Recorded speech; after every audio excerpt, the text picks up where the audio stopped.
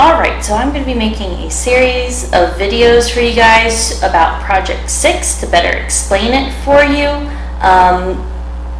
It is a close-up abstract, so you can get so up close to an object that you can barely tell what that object is. That's kind of what I'm looking for the project. So for this first part of the video, I'm going to talk to you about how to take the pictures. I took them all on my phone, so I'm just going to talk about that, even demonstrate that, and then we're also going to do thumbnail sketches, so I have that all ready to go. So let's get started.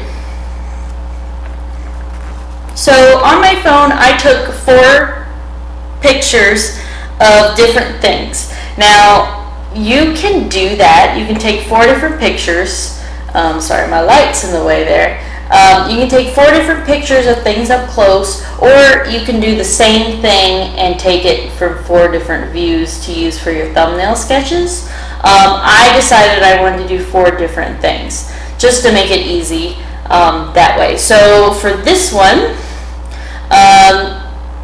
you probably can't tell what it is, which is probably a good thing, but I used my charcoal box here, and I took it at an angle, so the light reflected on it, so you can actually see the charcoal pieces in there. So I took it up close that you might not necessarily know what it is anymore. For my next picture, I had these scissors, and so I kind of zoomed in up close on the handle, and I like this picture a lot, and I'm actually considering doing this one or this one. But this one, I really like the reflective nature of it and how you can see through it.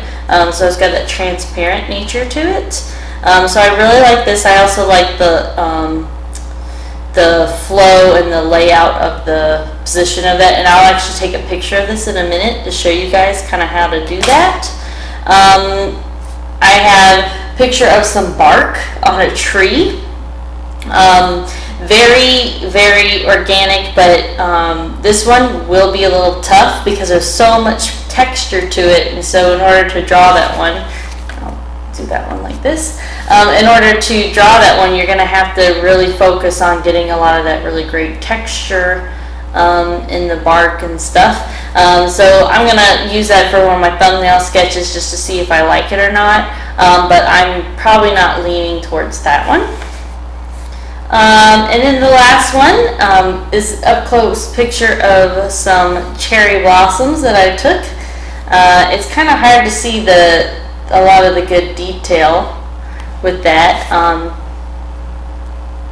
but I like this one too, just because you can tell that they're flowers. You might not necessarily know what kind of flowers they are. I could probably even zoom in a little bit more for that one to really make it effective for this project, but I think I'm gonna go for either this one or this one. I haven't necessarily decided yet. I really like the contrast in this one, and I think this would really make a great charcoal piece. Go figure.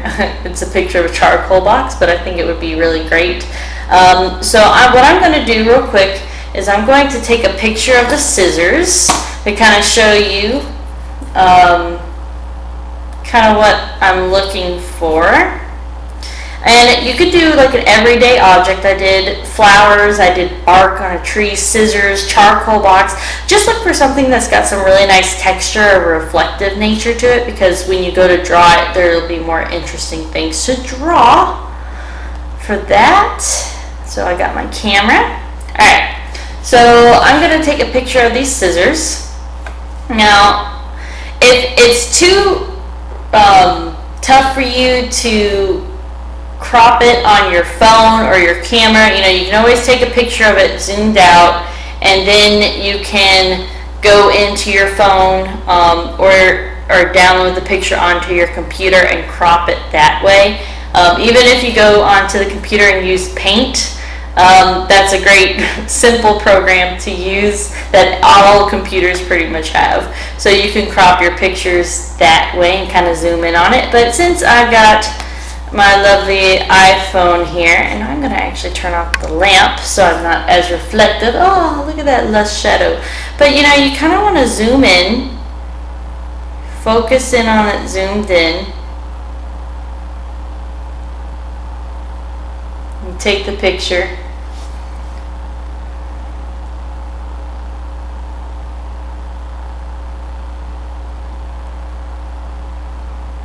So I'm just taking a few different kind of, you might want to move around so you can get that really good reflective light onto your object.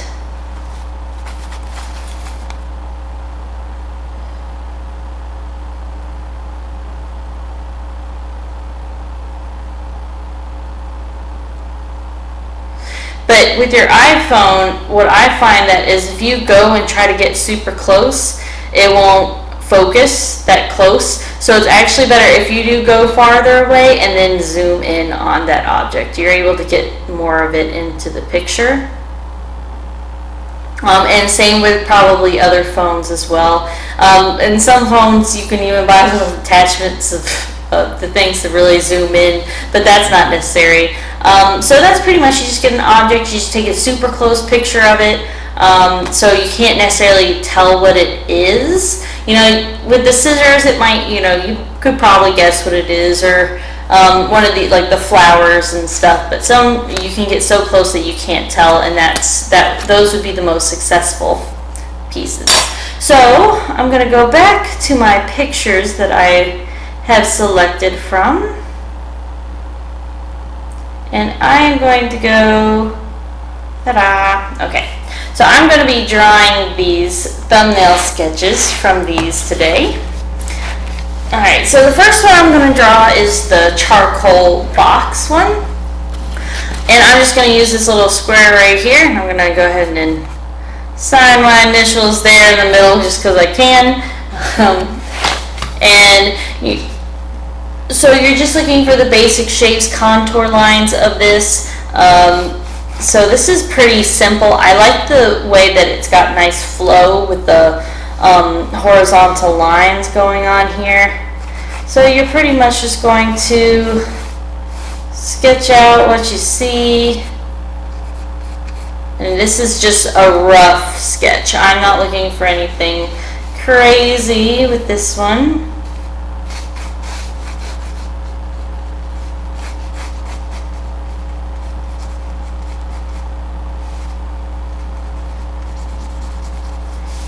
You can add a little value in there too if that will help you along. But so you're just going through, drawing what you see.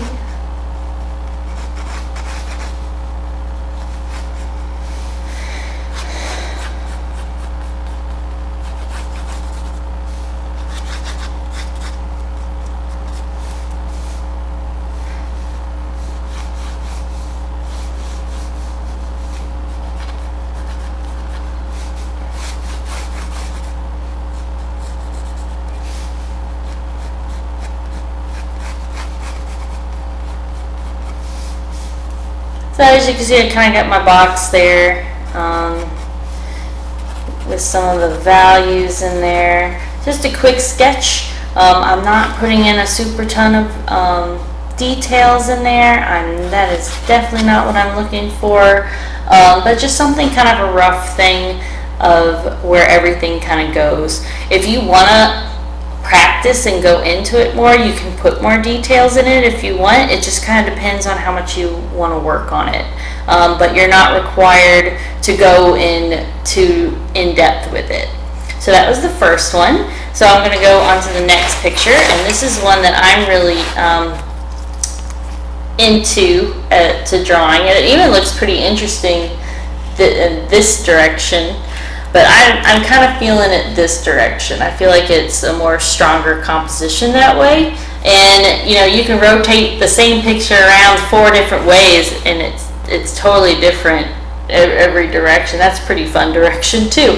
But I really like this one. I feel like that's a good one. And just going to draw basic shapes. You can use the grid method for this if you find that it really helps you out a lot. and it just might. I'm really not. I'm doing this really rough sketch, so don't. So don't mind me. So, because I'm not using the grid method on this, I'm not using any kind. I'm just kind of free-handing this one.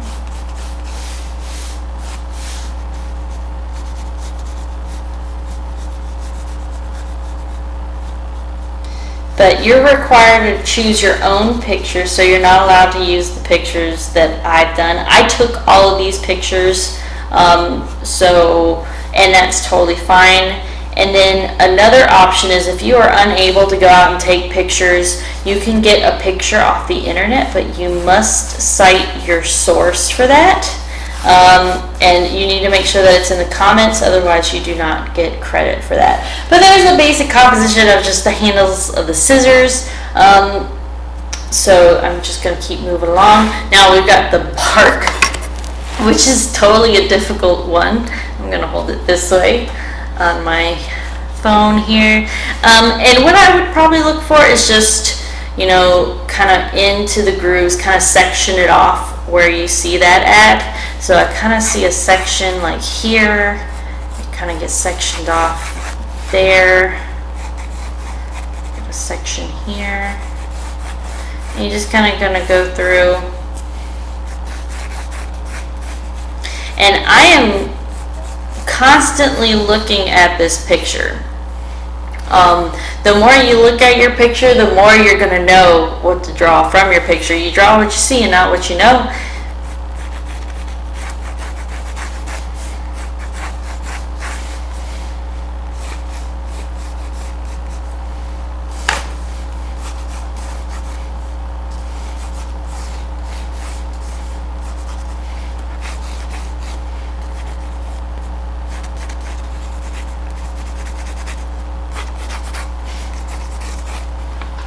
So that's really a very rough sketch of the tree bark. But like I said, not looking for super detailed, because this one you can really go into it with the details on pencils and everything. This would probably be more of a challenging piece for my artists out there that are a little bit more advanced. So this one would definitely be quite challenging. For one project that I did when I was in college, I drew or painted, that was a painting project, tin foil, aluminum foil, and that one was insane, and I had to use the grid method for it, but it definitely helped out, and it turned out really neat. But yeah, the more intricate like this is definitely for my more advanced kids, and then this would this one's a pretty good close-up one that anybody could do. This one is pretty good too. But and then you have the flowers here, and as you can tell, like I got this one that's more of a horizontal, and then these three are kind of a vertical picture. So it's fine if they're kind of going in whichever directions.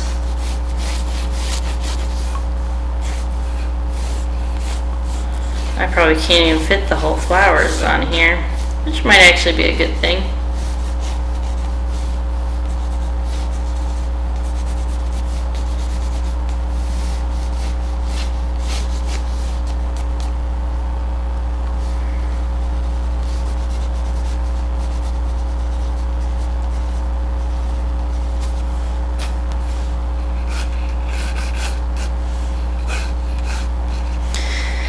Going through.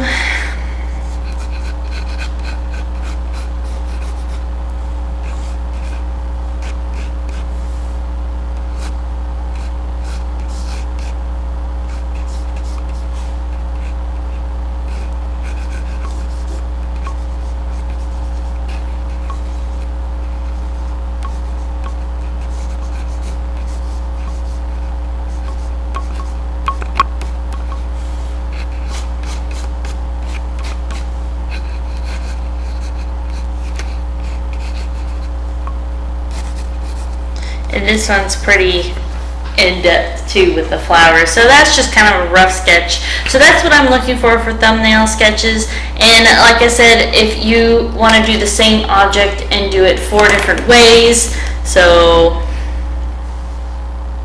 take a picture here. So if I want to go forth and try the same object 4 different ways, you know, maybe turn it around, try different angles. You know, you get something cool and new for each one.